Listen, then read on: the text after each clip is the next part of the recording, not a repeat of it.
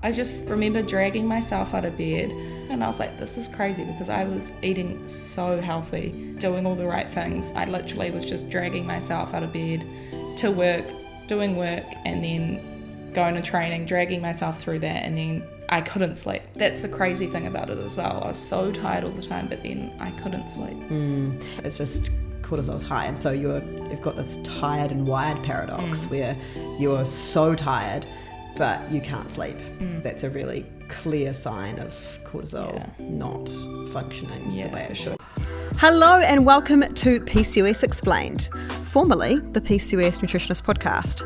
I'm your host, Claire Goodwin, a registered nutritionist and exercise scientist specialising in PCOS because I have it too. Each week we'll uncover the latest research, share inspiring stories and provide practical tips to help you thrive with PCOS. Whether you're newly diagnosed, you've been struggling with this for a long time, or supporting someone with PCOS, this podcast is your go-to resource for empowerment, education and community. So join us as we uncover the tools to thrive with PCOS. PCOS Explained is brought to you by our very own service, Ovi. Ovi is your go-to health service for women with PCOS. We help you improve your PCOS symptoms and prevent the long-term complications of PCOS by giving you hyper-personalised health advice based on your specific symptoms and PCOS drivers. We have a range of plans to suit your needs, from a DIY app-based program to one-on-one consultations. You choose what suits your budget and learning preference. And we offer a result-based guarantee on our Premium Plus plan, meaning that if we don't help you achieve your goal, we refund your money. Ovi is available worldwide, so it doesn't matter whether you're based in the UK, US, Canada, Australia, New Zealand, or anywhere else, we can still help you. So Steph, thanks so much for joining me here today to talk about your story. I'm so excited to sit down and have a good chat, because it's been so long now that I've kind of even forgotten. I had to go back through all of our messages in the community forum to remember what all the symptoms were, because it's been so long now that I'd kind of forgotten all those things. And I think that you had too, right? Yeah, so that's funny because I literally had them and I had forgotten the symptoms that I'd had since starting the program. So it's so funny how it just leaves your brain. It's amazing how you have those rose-tinted glasses too, eh? And when the symptom's not there, you're like, oh, that's right, I forgot about that. Yeah. You're like, I didn't have that many. And then I was like, I had so many symptoms. So many. So going back then, where did your PCOS journey start for you? So I think it started when I was probably 14 through to 16. I wasn't having regular periods at all. And then mum thought, let's go to the GP, because that's the track you kind of always go down. And we went when I was about 16, 17. And they literally were just like, oh, we'll put you straight on the pill. So instantly that fixed periods, but obviously they're not actually periods. And I had them regularly if I remembered to take the pill. And that kind of got me through. I mean, looking back now, knowing more about PCOS, there were definitely warning signs. And my sister Jamie, who obviously has also gone through the program, she had got diagnosed way younger. So she was 20 or something, and we were overseas, and then it kind of led to it. So I kind of had it in the back mind that I also would have it, but I just buried it down until I was like, it's fine. I did javelin semi-competitively in New Zealand, and that was a good sport for hiding. Kind of hiding, actually. Now I look back, I know the symptoms were there, but physically, like, I was fit and I was active and I could get muscle. And then start of 2021, I had a cyst burst, which I know isn't technically PCOS, but that's what led to my diagnosis, because they did the scans of the ovaries. I had so many enlarged follicles on each of them, and then I had the high adrenals and the irregular, so I literally had all three. Diagnosed it from them, but I was very lucky that Jamie had already gone through the program, so I knew I could go straight into that. When I was researching, I thought javelin's not a great fit anymore. I was coming up to getting married and wanting to have kids and stuff, so I think I was nearly finished the program and I decided I should probably quit javelin just because of the hours of training, and I wasn't sleeping well because of it, training late and things like that. So yeah, I quit. Because this was also when you're working full time. Yeah. And being a competitive athlete, which required multiple hours a day training. I know, and now looking back, I just wish I hadn't worked full time. But I did. Jamie and I bought a house together quite young, so I had that mortgage to pay. But yeah, looking back now, I had so many symptoms. My cortisol must have been through the roof. I'd go to training till 8, sometimes 9 at night, so like 3 hours after work. And then I just wouldn't sleep till 2 a.m. and then I'd be up at 7. Sometimes I'd have training in the morning, or I'd go straight to work and just work full time. And then probably the last couple of years before I was diagnosed, I was having such big cravings for sugar at 3 p.m. and 9 p.m. And Jamie and I both are not sweet tooths, but that was obviously the insulin resistance. I was so like ashamed because I can stick to anything. I was training competitively, I was hitting the diet, and I would literally be at work at 3 and I'd be looking in the fridge knowing there's nothing there, but just like, what can I get in my body that it's craving? But I didn't know, and I just felt like such a failure. Like, why can't you stick with this? I'd worked with nutritionists and stuff, but looking back, it was not suiting the insulin world. It made me I put on muscle really well, and I lost some fat, but I was always holding weight around the tummy. And that's another thing. Like at my gym, we have the perfect specimens of humans. Like all the pole vaulters are there, and they don't wear much, which is awesome, and they look amazing and incredible. And then all the throwers in my team were looking really good, and I was like, how can I just not get rid of that last little bit of tummy? Even I used to weigh like 68 kilos, and even then I remember being like, why can't I get rid of that last stubborn bit of fat? And then now I moved up to 85 and really muscly, and still the same thing. It's so much about that, how you look as an athlete, isn't it? There's the performance aspect, and then there's you feel so much pressure to look like an athlete. I remember we'd get our New Zealand team kit, and it would be like a crop top, and I'd be like, I can't wear that. I would be so uncomfortable wearing that. And the crop top and briefs was like the uniform for a distance runner, and I was like, nah, no way. Yeah. I will feel so uncomfortable. Yeah, I think that's such an under-recognised part of it. Yeah, it's just so much pressure on you. Bodies are so different in everything anyway. There was obviously a medical issue I didn't know I had, and I just get so frustrated with the diet culture because it's not calorie intake all the time. And now I have so much knowledge from doing the program, it just drives me mental every time I'm like listening to a podcast or something, and they're like, it's just simple maths, it's calorie, like reducing your calories and blah, blah, blah. I'm like, actually it's not. I didn't put on muscle until I increased my calories. But yeah. So. But I was still craving that sugar. And because you also work at a public health company, right, that promotes fruit and vegetables. And so exactly. That must have been really hard because it's directly in opposition to what you're encouraging schools and other people to eat. Yeah, exactly that. Like such a healthy lifestyle. We live and breathe health, work with health professionals, and I was thinking about sugar at 3, and I was lucky that it really was the last couple of years that obviously my hormones were increasingly getting worse. I think probably with training and lack of sleep and cortisol and all those knock-ons. And then I started to get the brain fog as well. That thing creeps up on you so slowly that you don't even realise you have brain fog until all of a sudden it just comes on top of you and you're exhausted. How did that feel for you? I can't even think about. I just remember dragging myself out of bed. I actually had I think I had B12 dropped, so I needed the injection, and I was like, this is crazy because I was eating so healthy, doing all the right things, but obviously missing a lot of supplements and stuff that would work for me. It just, I don't know, couldn't drag myself out of bed. And when you're like that, you don't look after yourself well. No. You're not looking your best because you're not getting up 20 minutes extra tonight. Maybe put a bit of makeup on or just go for a walk before work or something. I literally was just dragging myself out of bed to work, doing work, and then going to training, dragging myself through that, and then I couldn't sleep. That's the crazy thing about it as well. I don't know if that was part and parcel because of the cortisol or brain fog in itself. I was so tired all the time, but then I couldn't sleep. So. And that's the paradox of cortisol, is that when our stress hormones are so high, because cortisol, our stress hormone, is directly in opposition to melatonin. So it's like a seesaw. Does people in the rest of the world call them seesaws? I don't know. Oh, I don't know. But those things in the children's playground, one end's up and the other end is down. Like if cortisol is up, melatonin has to be down. It's suppressed. So if your cortisol is always high, then melatonin can't rise. And so you're not getting that. Melatonin is your sleepy hormone. So your body's not getting that signal that it's time to sleep. It's just cortisol's high, and so you've got this tired and wired paradox where you're so tired but you can't sleep. That's a really clear sign of cortisol not functioning Yeah, the way it should. sure. I always say not functioning the way it should be, because generally that means too high, but for some people it can be on the lower side. But sometimes different symptoms, but generally it just means that there's a stress hormone not functioning optimally. And it permeates your whole world, right? Because then it's this vicious cycle of can't get out of bed, get to work, can't really function at work. So then you're behind at work and then you're constantly stressed about that. I remember feeling like I just couldn't, my brain just, it was like I was in neutral. Like it just, it was going, but nothing was actually moving forward. Yeah. It was just this, I couldn't put it together. Like I'd look at an email and I could not formulate a response.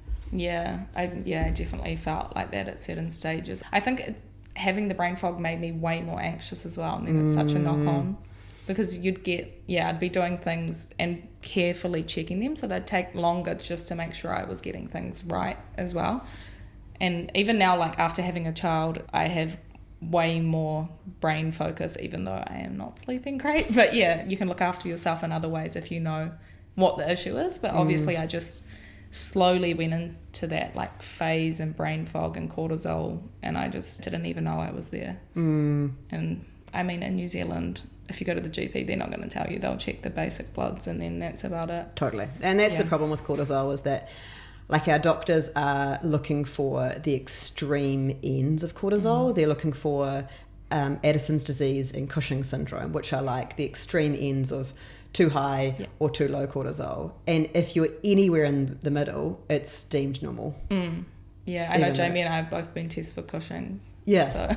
And it's like, as I was, so I don't have that, but I'm so far from normal. Yeah, exactly that. Medicine just doesn't have a term really for the bit in between, which is where the more integrative health worlds come in and said, well, this is HPA axis dysfunction, hypothalamic pituitary, so brain and adrenal, like that connection, that it's like not working optimally. Or the term adrenal fatigue, which is a term that now we don't really use, but it was kind of trying to explain why you could feel like suddenly after a period of stress you could now feel like you just couldn't function at all, like you can't even get out of bed. Trying to explain what that feels like your batteries have drained. For sure. Yeah, it was definitely flat.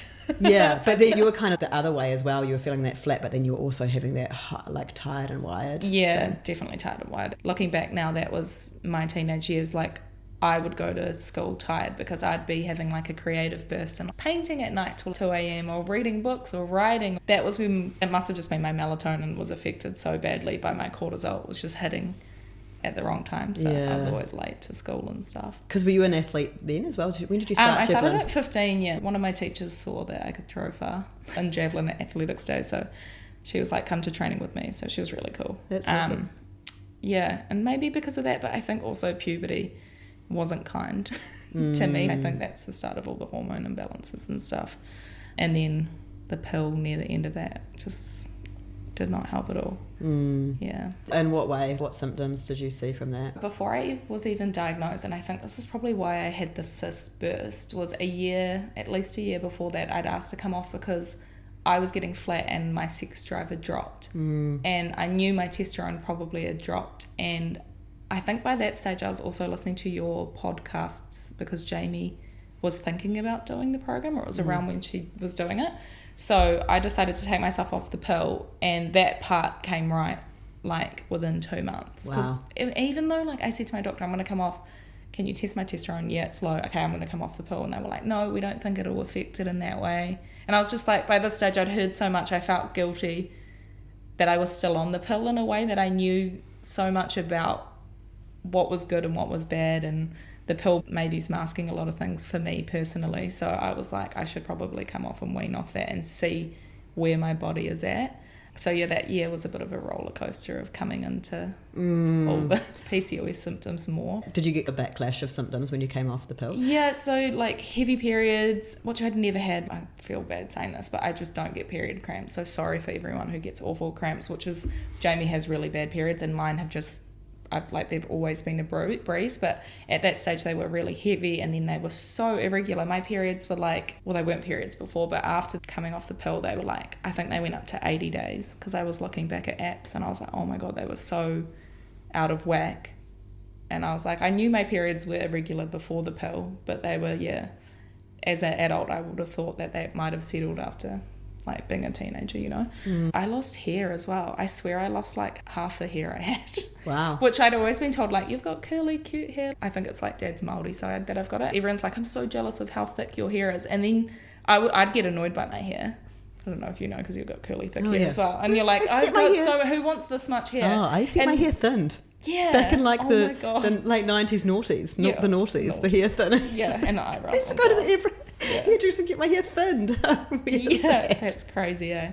And then I lost it, and then I was so ashamed that I'd never really liked my thick hair, and just so self-conscious. I don't take overly that much pride in my appearance, but I think there's just something that's so connected with your femininity, with your hair, that I was just shocked at how much it affected me. It made me so anxious, and just when it was coming out and stuff, so coming off the pill was not kind. No, it was not kind to you at all. I see this when I am working with patients, that there is a really deep-seated connection between femininity and hair, and that it can really rock that core essence of who we are when we start to lose hair. And it can be, I would say, working with lots of patients with different conditions, I would say that hair loss is actually one of the most emotionally traumatic things, up there with fertility challenges, definitely. Well, because you can have the hair loss, but then you can also have the extra hair in places you don't want, and it just seems like the cruelest thing in the world if you have both of those.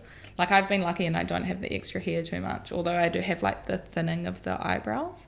So I think that might be how I might differ a bit to Jamie, who also obviously has done the program, but I think I might have to watch my thyroid a bit carefully. I was going to say, the eyebrows is 100% thyroid. Like, and really they had fluctuated a bit before and during pregnancy as well. So I need to get onto that as well. And because postpartum is the most common time to develop a thyroid condition.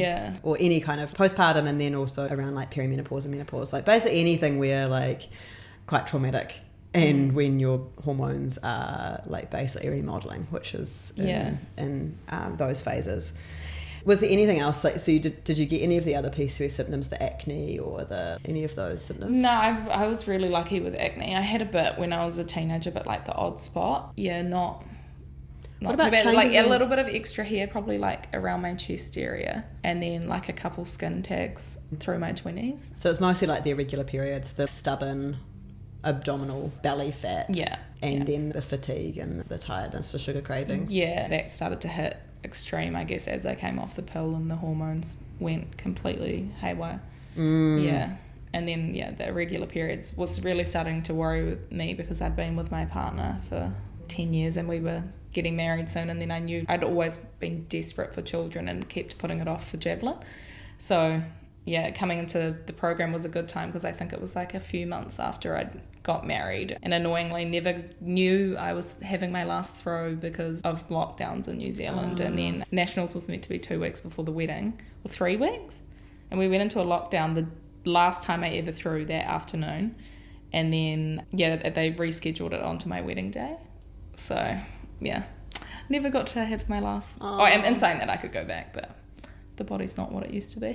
That's for sure. I mean, it can definitely recover. Get there. It can get there. It's amazing how resilient it is. So you said before, you were like, I wish that looking back, I wish I'd maybe, if I could have taken a back step from work. Is there a bit of that feeling of I'm just more interested in this, having been in a very similar position, that kind of post-athlete regret. If I knew what I knew now with my hormones sorted, I probably could have been a better athlete. Yeah, and I think mine was hard, because I've loved all the coaches I've had have been amazing humans, but the last coach I had, Mike, was my age, and he was really groundbreaking, and he really made me look at why my distance wasn't increasing, and where I was at physically. I was way too light and I needed to put weight on, and he was starting to look at like cycling of periods and stuff. Like, he was so cool, and he really made me want it to be better, and I wish I'd had him younger. I don't know if it is a post thing, but I just feel like I never gave it the good whack I really could have, which is crazy, because I put hours a week, and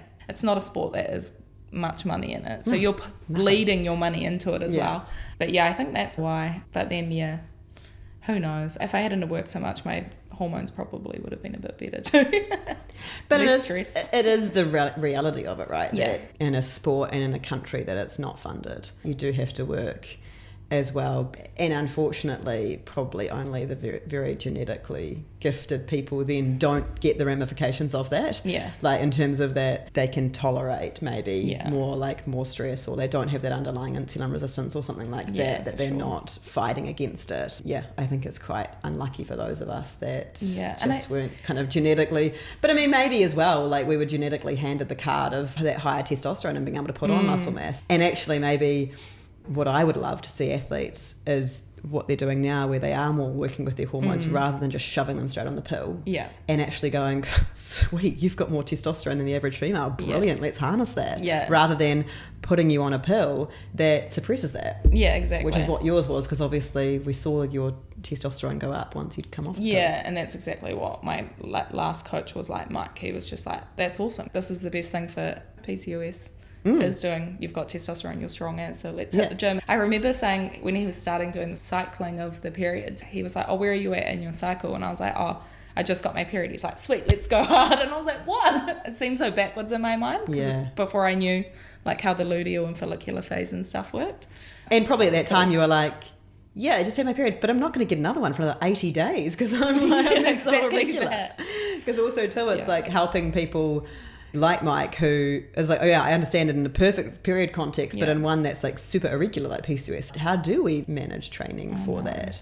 And I don't even know the answer to that. I think the answer is, well, maybe actually it's a good thing you've got this super long follicular phase. True. Maybe you can train harder during that. I also feel like it's not as strong, like when you're not getting like 2 weeks of follicular phase and then 2 weeks of luteal phase, or the four quadrants of what a normal cycle would be. You're getting this kind of half-assed super long follicular phase, and then probably even a worse luteal phase where you feel even worse that week before your period than if you actually had quite a good balanced, more like 28, 30, 35 day cycle. Yeah, because after we worked and got my periods regular, because they were 32 days. Yeah, so how does that go? I think it took me maybe 8 weeks, and I got my period quick, and I was like, oh, okay.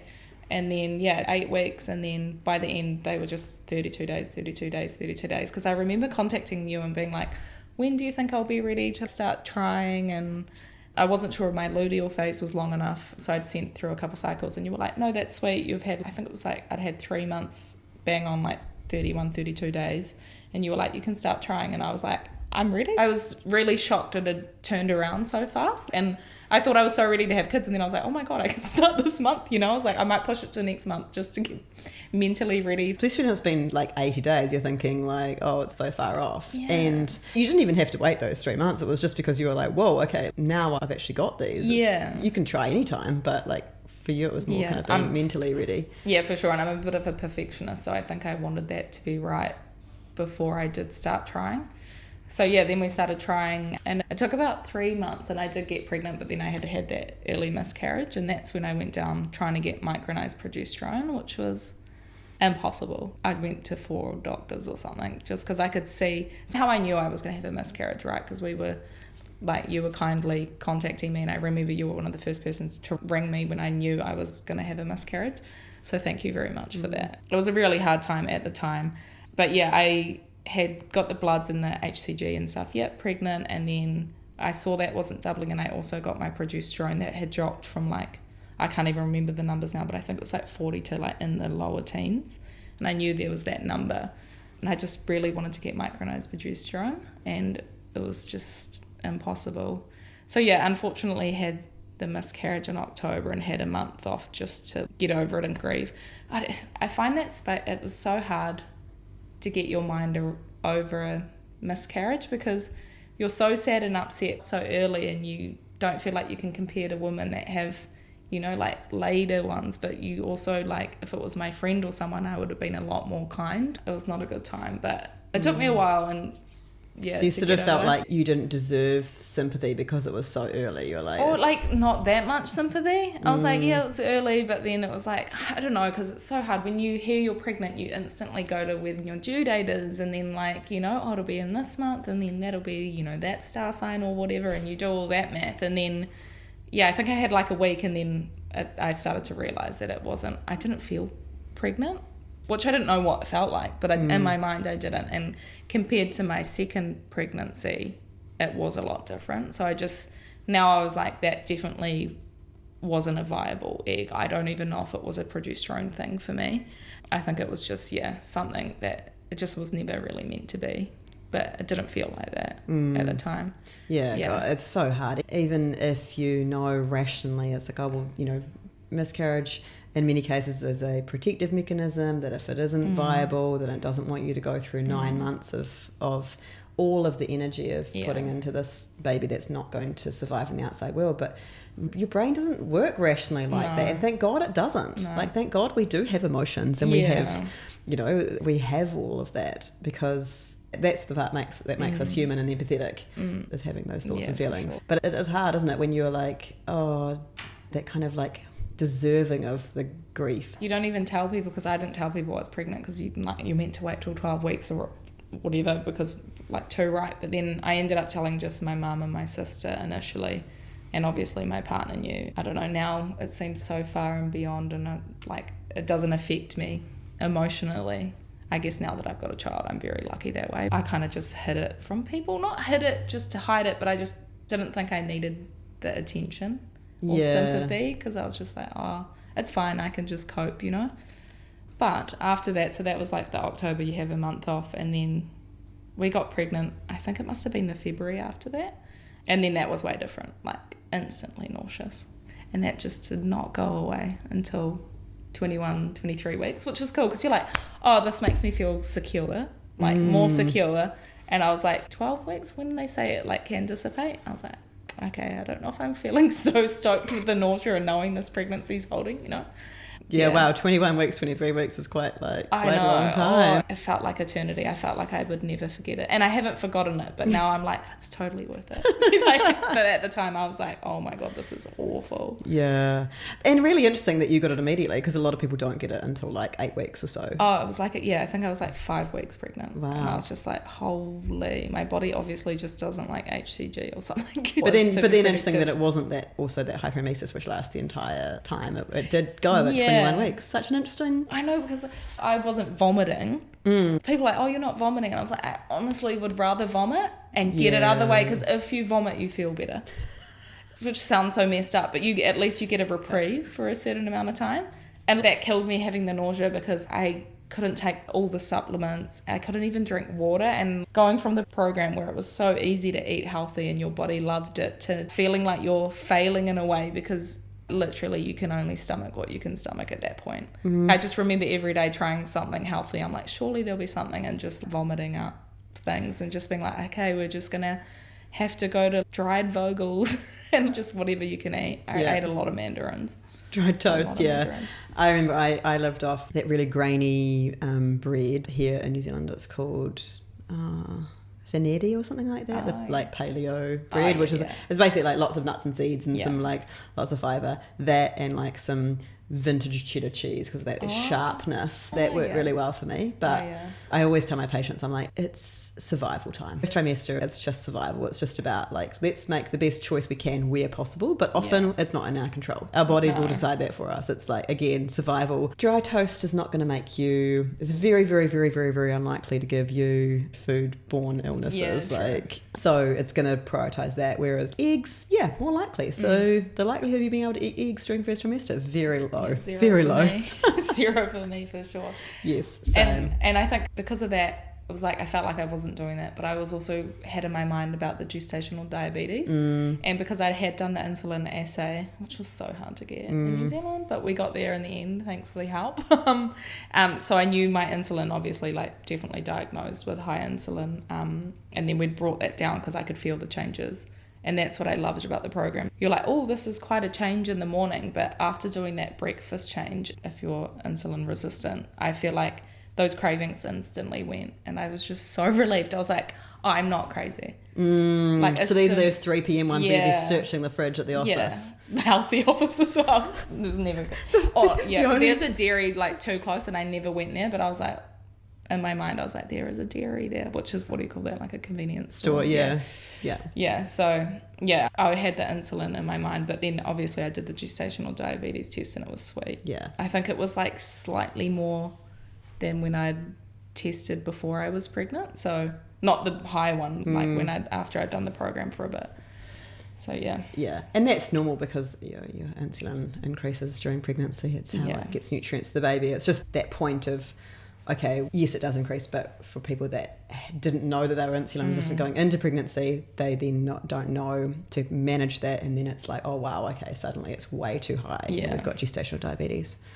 So going back to when you were saying that when you were doing the program, suddenly those sugar cravings disappeared. What about the other symptoms that you were talking about? So like the brain fog and the... Yeah, so that was the quickest one. The brain fog definitely started to dissipate pretty quickly, I think, once I got onto the supplements, because you don't start that straight away like in the program. I think that's like 2 months in or something.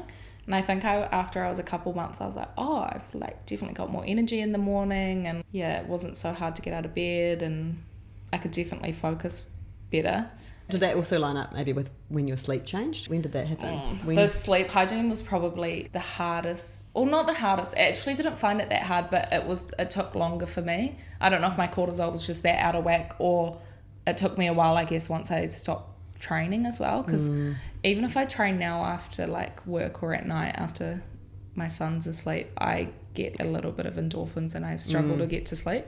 I moved the gym to the morning, then I could work on my sleep hygiene better. And that makes so much sense, that your stress hormones are going to be elevated after a workout, and that it takes a while for those to come down. It was probably like October, November when I was finally going to sleep pretty quick, and like before 10, because I used to go to bed at 1 a.m. If I went to bed at midnight, that was an early night for me, and that's crazy. You know how you hear things that people like, there's like the sleepless elite and they only need 5 hours. I was like, oh, just must be in there. But that's like incredibly rare, and you're not in there. So much you're more, not coping as well. Like so much more rare than like you're more likely to get hit by lightning than exactly. be in that group. And it's like, and also the signs and symptoms were pretty clear that you're not coping. I didn't wake up with a zip in my step. But that was one of my favourite things once I sorted it out. That was going on 20 years nearly, like that. 15 years. Yeah, no, probably longer. I don't remember sleeping well. Like before doing the program, I don't think I can remember before puberty anyway. Waking up and being like ready. Like when you're young and you like put your netball uniform out in the morning and you're ready to go. Literally that's how long it had been. Wow. One of the other interesting things is I hadn't had dreams for a decade. Wow. And then I think starting to supplement, and I didn't understand this. I worked with a naturopath after working with you guys as well, just because you suggested maybe for like other supplements and stuff you could work with naturopath through one of the doctor clinics in Auckland. Anyway, and she did one of those, is it Dutch? Mm-hmm. And she saw that B6, my B6 was low, and she said, do you have dreams? And I was like, it honestly felt like she was like, I don't know, like psychic.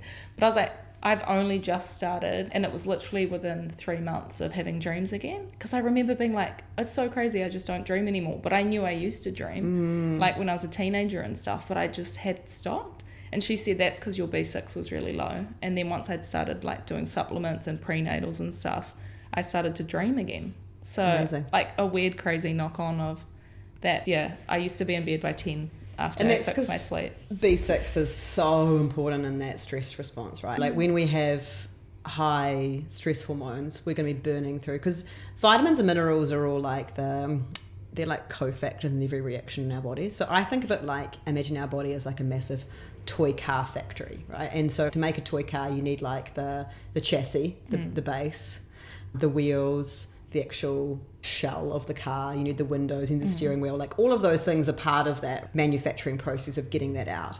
So if any one of those things is reduced, or if we're increasing production, then we're going to need more of each of those components. Yeah. And so if stress response, for example, we are like making cortisol is enhanced, is that we're going to burn through way more of each of those components. And B6 is one of those really important components in the stress response. And so we're just going to be burning through so much and can't keep up with supply. That's why you will find a lot of stress supplements are really high B6. Thorne does one, which is like a stress B6, and it's like insane high amounts of like B6 in that one, because it is so important. So and then we go and add like pregnancy into the mix, and we also need so much B6, because one of the B vitamins that's involved in making human tissue, making the neural tube alongside folate and choline and B12. So each time we add in one of these things, like insulin resistance, again, is like increasing our dependence on other B vitamins like B12. It's like we add in like the more things into our bucket, the more actually our requirements for a lot of these vitamins and minerals increase. Interestingly, they've been doing some really same thing like other neural things like cognitive. If your brain is a bit neurodiverse, then your requirements for those vitamins are also much greater increase. So they've been doing some really interesting research at the University of Canterbury. Dr. Julia Rutledge has with PTSD after the Christchurch earthquakes and also ADHD, and found that, I think I'm right in this research, they tested adolescents with ADHD and found that their high dose vitamin mineral supplement was as effective, if not more effective, than Ritalin, like the drug based for that. Wow. Yeah, insane. She's actually, if anyone's interested in this, she's written a really good book called The Better Brain, Dr. Julia Rutledge, The Better Brain, and explaining all of this. Read that she's going to be way better at explaining that. But it's about that same concept that your requirements are so much higher with that neurodiversity and or trauma like PTSD from that. Interesting. That's so cool. Yeah, it's really, really interesting. And so, like, for you, it's probably the same thing, that, like, really high stress from being an athlete required that. And this is why... Yeah, true. It's definitely that. Yeah. Every time I listen to podcasts and things of you, as I work through the program, I'm like, another one. That's you. Like, that's you, and that's you, and that's you. Because I always thought, like, Jamie had, like, different issues to me, you know? Yeah. And, like, we're sisters and we'd always been so different.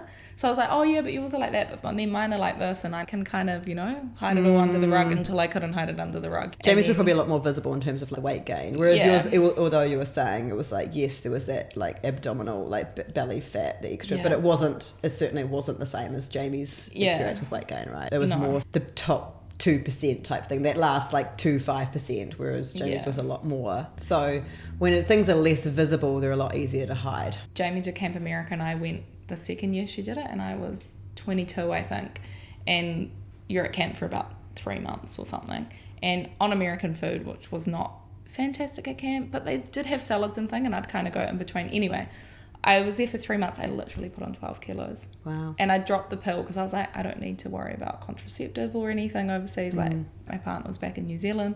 So, yeah, I put on 12 kg. So now I'm like, oh, that's another sign that you definitely were masking with javelin, I think, like with heavy weight training, because it's a power athlete. You're doing lots of weight training. I was doing sprints and stuff because, like, javelin's obviously the one that you're on the runway, not in a circle. My nutrition was much better than most people's. Yes. Although it wasn't trained on PCOS and insulin resistance, it was very good, you know, so... And that's the thing, is like, not everybody put on 12 kilos, right? Like, why was no one else put on, I don't know. Yeah. I think Jamie and I were the only ones that put on quite there would have probably been a few other girls, but yeah. Yeah. Some people could just do whatever. Yeah, and that's the thing, is like when you've taken away the testosterone lowering effect of the pill, then suddenly that testosterone rises. If you've already got a bit of insulin resistance there, then it's going to make that worse, and then there's going to be this vicious spiral of increased testosterone, increased insulin, increased testosterone, increased insulin, and it's just like the perfect storm. Yeah. And plus probably slightly different food, possibly less like exercise. Yeah. But I mean, 12 kilos in 3 months is so much exercise though. Yeah, so much exercise. So much exercise. Yeah. And that's the thing, is like, okay, well, apart from that, like my lifestyle wasn't that different. It wasn't from going from like exercise to sedentary. No. I was so active. Yeah, it was just going from weight training and focus to like lots of running and walking and horse riding, because I was like a counsellor that was in charge of a whole unit, so I literally just went with the kids all day to their different stuff. So like dancing, literally never been more active, but also never been heavier. Yeah. Yeah. And you're like, okay, so that's 12 kilos. That's actually really hard to achieve. Yeah. You know, like it's impressive, really. A lot of gym guys would be so stoked with 12 kilos of increase body weight, and especially, you know, ideally muscle mass. Yeah. They would be able to tell you how hard it is to gain gain weight. Oh, that wasn't muscle though. No, but also gain weight, like how much food you have to actually eat more than what you were. Just that alone goes, whoa, hang on, this is something more than a calorie equation here. Yes, calories do still play a role in weight gain and weight loss, but you cannot equate that with when your lifestyle wasn't necessarily because I just blamed it on the food, and then slowly it came back off when I got home. I used to undereat because, you know, you're like, I just will be scared of carbs as a woman because that's what you get told to be scared of, and avoid, even as an athlete, I don't even know what my calorie intake would be, but I would guess it was like less than 1,500. Wow. And it should have been more because I was training. And then that is one of the good things with the nutritionist I worked with, and he did skin folds, and then he gave me this diet, and it was like I literally was like forcing the 3 p.m. snack in. Like I couldn't, because I was just fasted till midday most days just because I didn't, you know. And then I had I think it was like a 4-week block, and I went back to him, and he was like, you are ridiculous. I think I'd put on like 5 kilos of muscle, and I'd lost 3 kilos of fat, and I'd just seen the scale and been like, oh, I've lost 2 kgs. But I did feel different, but he was just like, that's crazy. That's where the testosterone thing for PCOS was awesome, because he was like, girls normally can't build muscle that fast. So that was one positive once I'd started to eat enough. But that's the thing, is like I actually didn't, if I'd known about that earlier, man, like how much better would I have been as an athlete if I'd actually eaten to fuel my training, and eaten also for knowing that I had some insulin resistance, how I could actually manage that, trained with my cycle, got my period back, trained with my cycle, just all of those components. I feel really excited for our future athletes, future female athletes now that we have this knowledge that we can give to them. Yeah, that's so cool. What 20-year-old Steph would give. Yes. Like for that knowledge, and the coach as well. Because the coach pushed me, he was saying like I was way too skinny. And I never felt skinny. Why don't you, as a woman, you never enjoy the times when you're looking good? So now I try to be a bit more focused on that. Yeah. And so now, so obviously you got pregnant in February. Yeah. Because your son was born in November, so that would make sense. About then, February, March, So you had the kind of like morning sickness and stuff through 21 weeks. But apart from that, like really... I had hormone headaches, but I'd always had a bit of migraines as a teenager. And they'd gone... Oh, no, they hadn't gone away. I had them, but just really sporadic. I couldn't put it down to anything. But I had just hormone headaches through to about 37 weeks, and the only thing that helped me was cranial osteo, because I was way too nervous to get cracked or anything at Cairo. I couldn't get acupuncture, and that's what I rely on, because that's what fixed me through my athletic years. I had like really good physio that did dry needling, and he just didn't want to touch it with pregnancy. So osteo saved me. So if you ever have those hormone headaches, try go there, because I remember just that first stage was so hard with the morning sickness, and then I had headaches and it wasn't so bad, because I was like, at least I'm not sick, and had headaches. And then I remember just loving, from I think it was like mid-30s to like I was 10 days overdue as well, and I just loved that period. And now I look back, I was like, I definitely have had some discomfort in my pelvis and like the lightning crotch, but I remember loving that stage because I was still gymming through all of this. I think I'd stopped for maybe 10 weeks when I was too sick to go to the gym, but I knew it was really important to keep training. Thank God I rescued a dog in lockdown, because he's made me really active with the walking. So I was walking an hour a day. I was gymming at least like an hour and a half, which to me seems crazy short, but now I need to reframe that. You don't need to be at the gym for 3 hours. Like, and I don't have especially time not to with be. a baby. No, I don't have time to be now anyway. So I felt really good by the end of my pregnancy, and everyone was like, oh, you must be desperate for him to come. And I was like, no, I'm not trying anything to get him here early. And that's good, because I think that a lot of people hear only negative things, especially about the last trimester of pregnancy, and I was the same as you. I felt amazing. I just felt like myself, just with the basketball up my top. I felt I had good mobility, I had good energy, I wasn't tired, and I definitely put that down to staying really active through the whole thing, and mobile. And I think because I did hypnobirthing courses and stuff, lols. And we lols had lols as it did not go hypnobirthing. It's like when they say, oh, what's your birth plan? I'm like, a plan is something you can follow. This is like a birth best intentions at best. I was so something that you have absolutely no control over. For sure. I was so blessed with my midwife, because she explained that you have 3 ducks in a row. The first duck is your physique, because sometimes you can have more of a androgynous hip shape, right? And your baby's not going to fit through no matter what you do. The second one is the baby position, and then the third one is the journey of your birth, if it's taking hours and you're too exhausted. And my son's head was just never going to be. He was like up. So 47-hour labour. Then he was starting to like his heart rate was not coming back as fast. So we did that, and I was just so thankful that I kept so fit, because the C-section was so easy. I mean, it was no fun on the table, but like the recovery, I think I had tramadol for 2 days, and then I remember being in birth care, because in New Zealand you can birth in the hospital and then go to birth care, or stay in the hospital, or just go home, whatever you want to do depending on what you've had. So after 1 or 2 nights in the hospital, I went up to birth care, and then I was just on Panadol after, like, by the time I left. And I remember, like, the lady came in, and I was like, oh, sorry, and I, like, got up, and she's like, how did you just get out of bed? And I was like, oh, am I not meant to? Because I was worried I was, like, doing something. And she's like, no, just most women can't get up, because I know your bottom abs do turn off, but my top abs must have been strong enough. And I don't work on abs. I just lift heavy. Yeah. Like, I do compound lifts. Your core works as part of doing that. So, yeah, and I just breezed through. Like, I was so lucky. Yeah, I'm the same. I was like, same thing, wasn't on any heavy pain relief 2 days after, and within that, I think, like, I walked up to see our family on the first day after getting out of hospital, which was because I was out within 24 hours because it was COVID, and so they wanted us out, because I was out within 24 hours. And then that next day, I think I walked up the road like 500 metres or something like that, and then but I felt fine. Like, I was up walking. We are both like a sample size of 1, right? Yeah, so it's like, it'll be look at you next time, Claire. Like, this didn't happen. I personally think that it played a big role. Yeah, I do, definitely. Yeah, I'm sure that a lot of people listening to this will be like, well, I also did, and I didn't have that experience. But it probably can depend on how the surgery itself goes and stuff like that. So much. I think that there was lots of benefits. Even if it didn't help, there was still lots of benefits of staying really active through pregnancy, in terms of just like mobility and strength and energy and feeling good and feeling normal through that. Yeah, for sure. So how did you choose to feed your baby? So that was one thing that I think I cared about more than anything, which is so silly. Please don't do this if you're a woman and your baby. You can do what you can do. But I was very anxious, more so than birth. Like, I wanted to hypnobirth, whatever, but I had an amazing midwife that was like, if it ain't working, this is, like, important to get your son out. Well, I actually didn't know what he was, but yeah.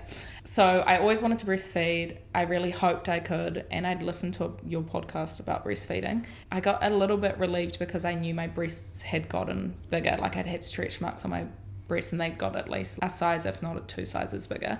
So I was like, I think I'm at a good place. My midwife didn't really want me to do the colostrum collection before, which I kind of wanted to do just to know if it was there, but I held off. But yeah, the first breastfeed I had, because my arms, I couldn't move my arms after the C-section, they actually held on, and he latched straight away, and it was a breeze. And then I didn't realize I almost had too much milk at the start.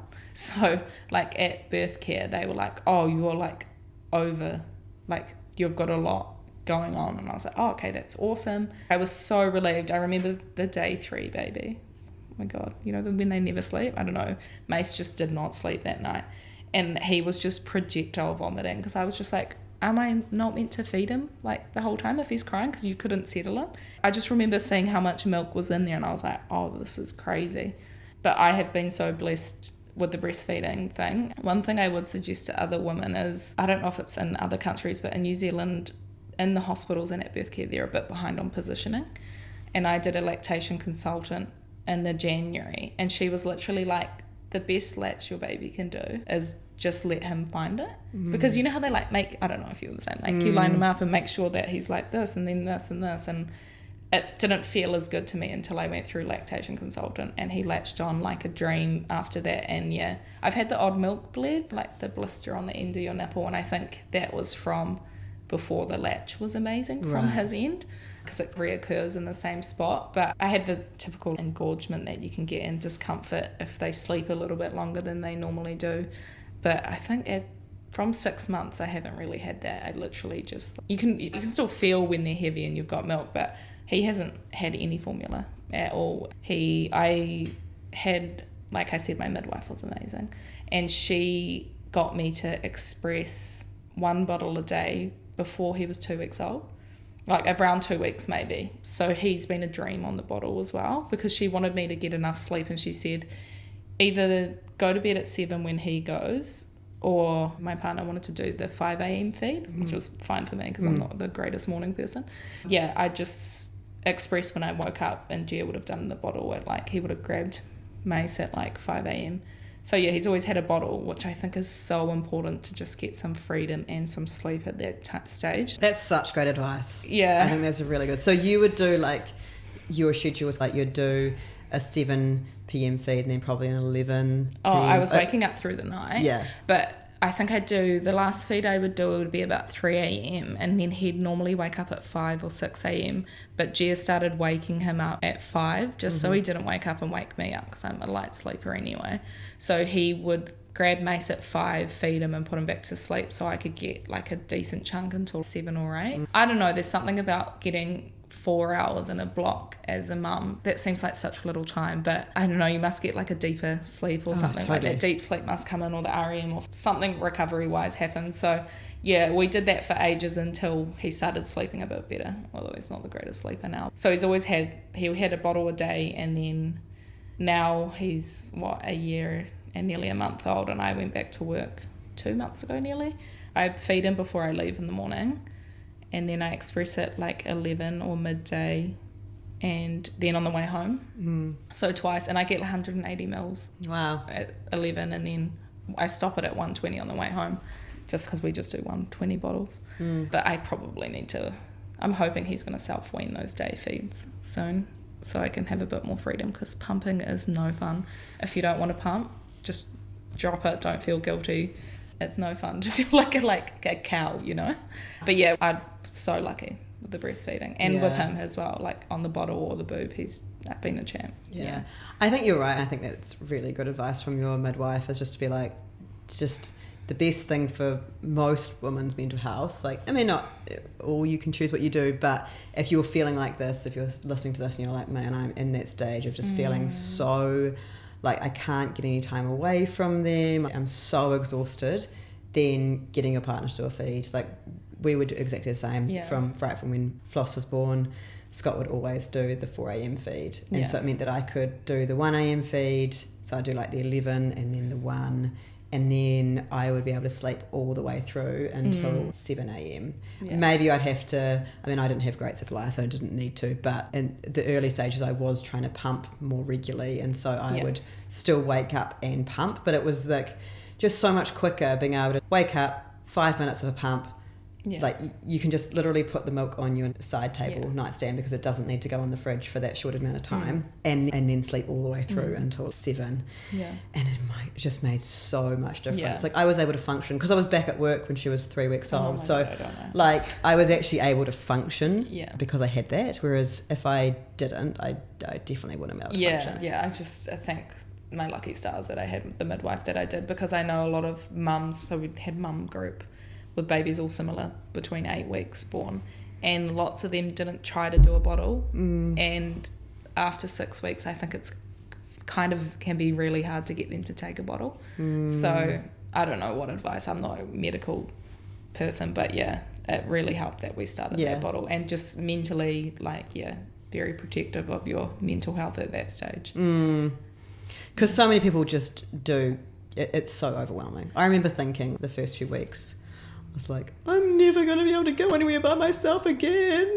Like, just that, you know, like it can be quite overwhelming. And especially when it's everything's so hard when you're just learning about it. It's like, oh my gosh, so what? I've got to put the baby in the capsule, into the car. And then, because I was always having to co-feed, it's like the stress of have we got enough bottles and formula, as well as like breastfeeding to last her while we're out. It's learning a new skill, learning to get out and about with the baby, especially if it's not just in the pram around home, it's like out, getting in the car, driving somewhere. How are we then going to get the pram down when we get there? Is there going to be stairs? Is there going to be a lift? Oh, it's just... And then as a C-section, you're like, don't lift the pram, you need someone to lift it for you. I'm like, oh. Yeah, exactly.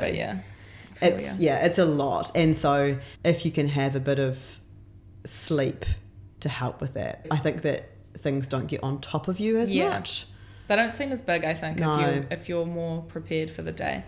Because, I mean, a baby will test your patience for sure. Oh, yes.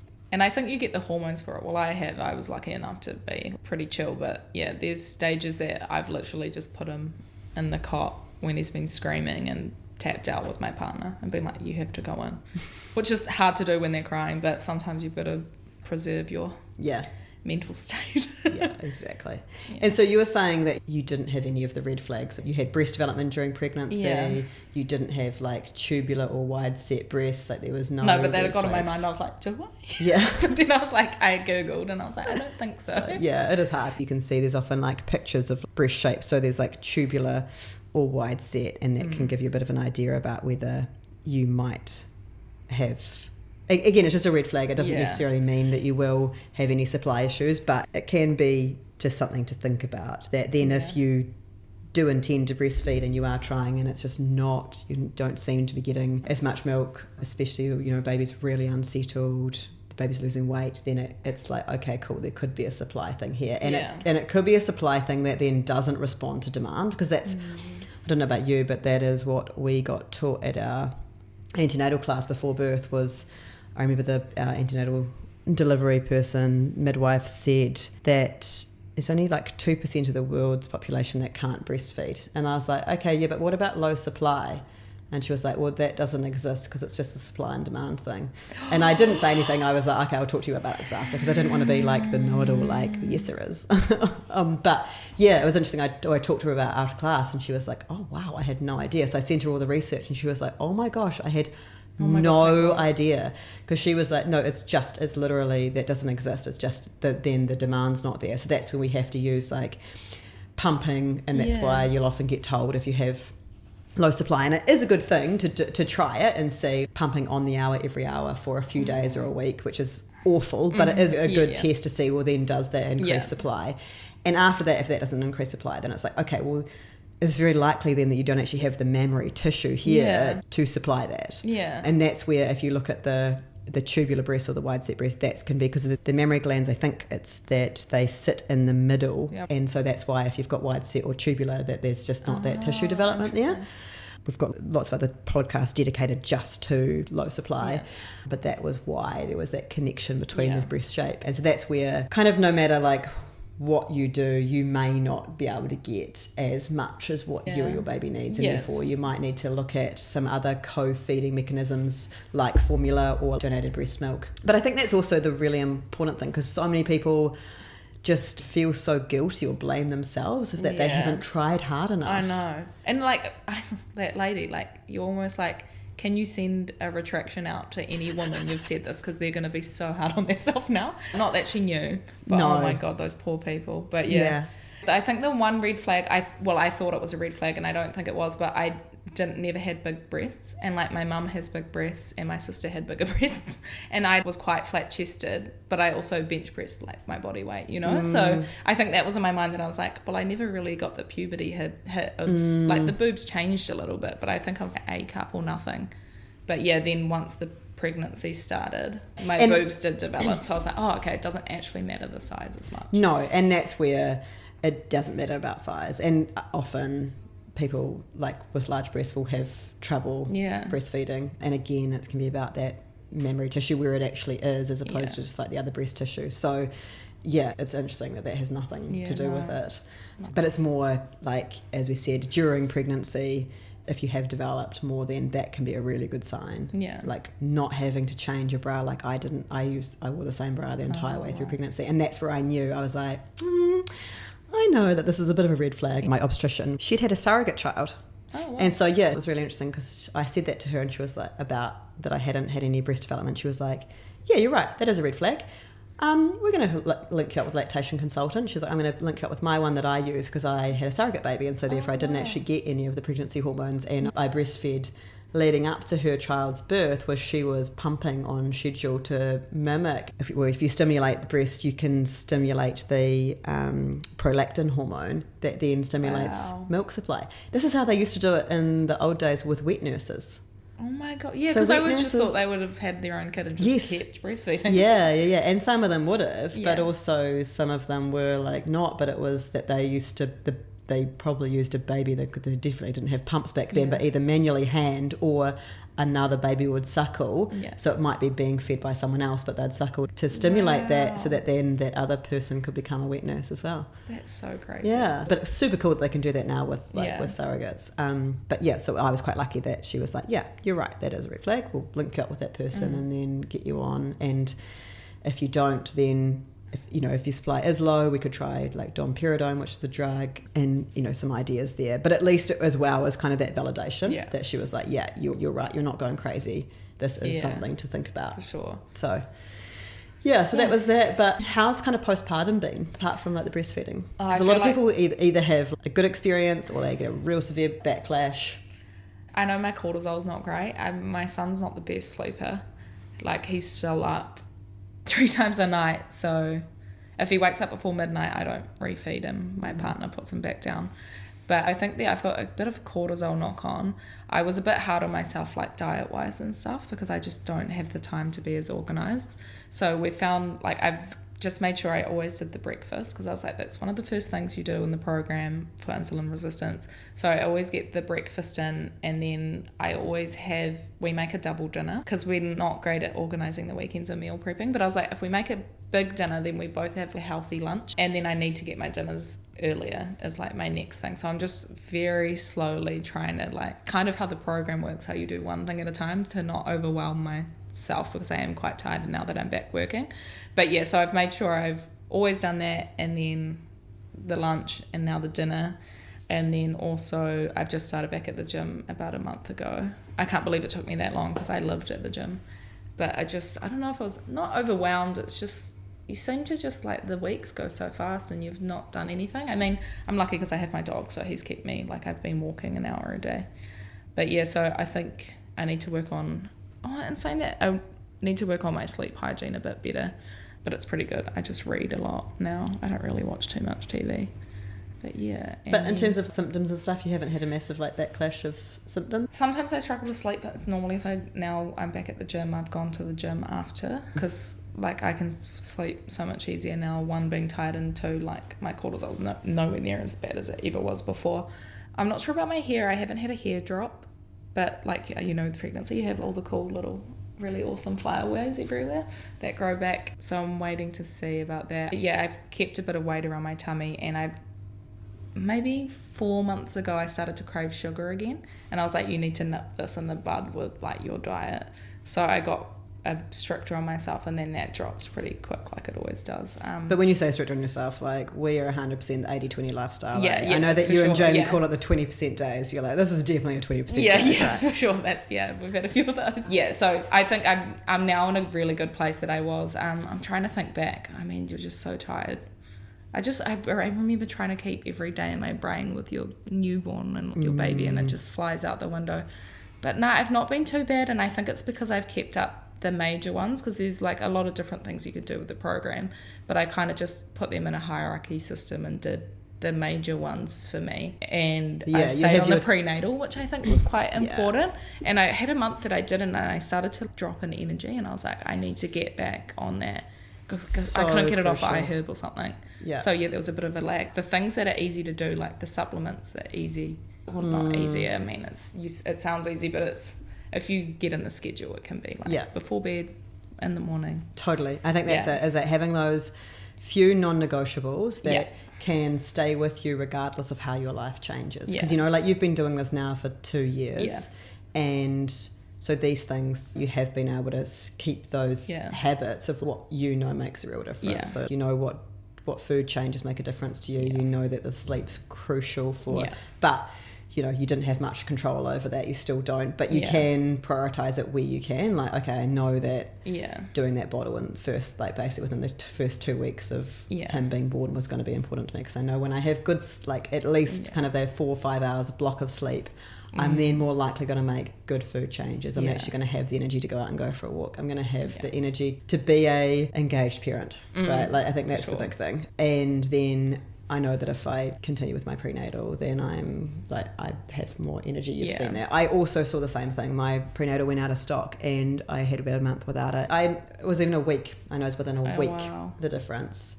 And I think this is so important, because lots of people don't get given good advice about taking a good prenatal. Like in New Zealand, actually, a lot of doctors will actively say, oh, you don't need that, you just need folic acid and iodine. It's so non-evidence based. I mean, yes, those are the really important things to prevent like spina bifida, like a neural tube defect. The folic acid is anyway, and the iodine's important for brain development and other development. But those are kind of like the bare minimum, like total bare minimum. It's not taking into account anything else about the baby's brain development, let alone your needs, growing that baby, and then recovering from that birth, recovering not just from the birth, recovering from the 9 months of growing that baby, growing another organ, which is your placenta, birthing that, recovering from a C-section, breastfeeding, or just, I think there was a really good paper I read recently which says that it takes 4 years. You're in that postpartum phase for 4 years. I think they think up to 7 now. Really? Yeah. 7? And like you feel different. Like my brain is so different because I was like, I'm just going to do sleep training. I can let my baby cry, and then you get one and your hormones. I'm like, there's no way I can let him cry like for long. There's a whine and then there's a cry. Yeah. You get all these things, and I was like, I'm very much the same person I was, but I feel different in a lot of ways, and it's crazy how much it can affect you, those hormones, eh? Like, yeah. So, see, I mean, like, I totally believe it. I believe that kind of 4-7 years postpartum, recovering from, just recovering from all of that. Yeah. And also, like, you have like less sleep, and you have probably poorer nutrition because your focus is elsewhere, and you have like less time to focus on yourself. So naturally, probably you're actually going to take longer to recover. It's like when you are sick and you don't have time to take time off, it takes you way longer to recover, right? Probably the same thing. Yeah, I just think that having a good prenatal for a long period of time is so important. Yeah, for sure. Yeah, that's definitely saved me this year for energy, I think. I think my next step is putting earplugs in, like when he goes down, and going down pretty early, and then my partner can do any wake-ups until like midnight, because he's an electrician, so I don't like him waking up too much during the AMs, but I was like, before midnight he'll still get a decent sleep. Especially now I'm back at work, I think I need to be a bit more protective of that, because you could have the day naps and stuff. I mean, I was lucky enough to have a year off, so yeah, getting back into that. But I mean, amazing that your body has responded so well given all of that. It's pretty good. Pretty lucky. I think now I'm back at the gym as well, I'll feel, I mean, I don't think it's like luck. myself. I don't think there's anything to do with luck. I think the fact that it's like you put in the work, you've built those strong habits, and now it's like second nature just to keep those habits up and make it easy for yourself to like do the things that make the most difference to you, and then you can kind of let the other things slide a bit, because you know that they're like, maybe when I get a bit more time, I get around to them, I can probably get an extra 10% out of that. But actually, if I can get to 80%, then that's a really good outcome. Because I think even as a normal person, you're going to be tired with a kid. Yeah. That's not all PCOS, it's just parenting. Absolutely. Absolutely. Well, thank you so much for coming in and sharing that. No worries. Brilliant to hear. And I think that a lot of people will relate to so many of those parts. I don't think we've had many other athletes, so it was really good to hear talking about being an athlete and having PCOS and how that impacted your training, then how quickly your periods came back when you actually identified those underlying drivers of, like, for you, insulin and stress, and what the key things were that you put in place to actually get that back quite quickly, and then going through in your pregnancies and your journey from them. I don't think I would have quit if I wasn't at the age I was at and ready for marriage and kids as well. I think I could have worked through that with you and getting into the gym and with the program and stuff, but just for me it was kind of nearly coming anyway. I'd kept extending it for like a year at a time.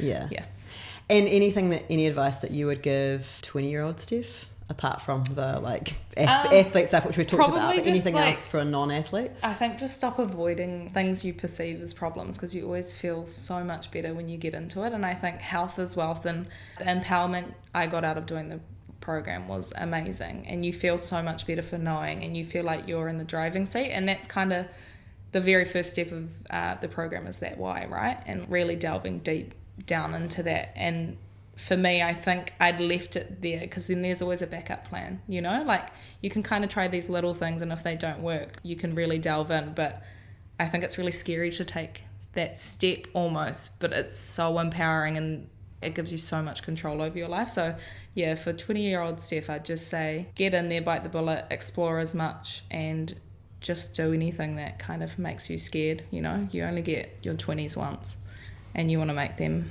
yours. Yeah, absolutely. It's kind of that, like, don't be the ostrich with the head in the sand. Yeah. And I mean, sometimes that can be helpful because it can bide us a bit of time. We're not right in the brain capacity to deal with it, but as soon as you do have that, it's like just rip the Band-Aid off. Yeah, for sure. Sort it out, and then you get so much more quality of life. Yeah, 100%. Yeah. Thank you. Thanks so much. If you're finding value from these podcasts, then we'd be so grateful if you could hit follow on the PCOS Explained podcast. This means that not only you'll get the latest releases, but also that other people are more likely to find this podcast. That's the way the algorithm works. And we all know how important it is to get good information about PCOS. So if you can hit that follow button, it means that people with PCOS that don't know that this podcast exists are more likely to find it. So thank you so much for your help there. Now stand by for our disclaimer. The information contained in this podcast has been prepared for the purpose of providing information, including about the PCOS nutritionist products and services, and is designed to support clients' overall wellness. It is not intended to provide medical advice or designed to rectify, treat, or cure any specific medical conditions or diseases. Nothing stated or shared in our podcast is intended to be and must not be taken to be medical advice. Please seek the advice of professionals as appropriate regarding the evaluation of any specific information, opinion, advice, or content contained in our podcast.